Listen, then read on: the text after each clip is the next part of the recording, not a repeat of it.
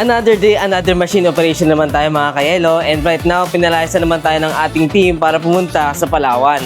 Nandito tayo hindi para magtrabaho. Nandito tayo ngayon hindi para maggala, kundi magtrabaho. Tara, trabaho tayo.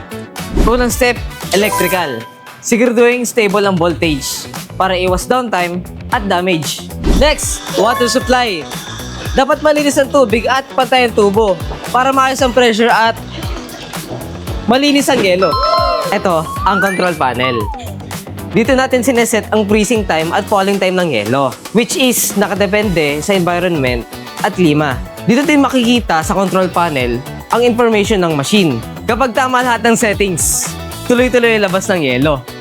Ganito dapat ang installation, walang hulaan, puro sigurado. Powerhouse number 1.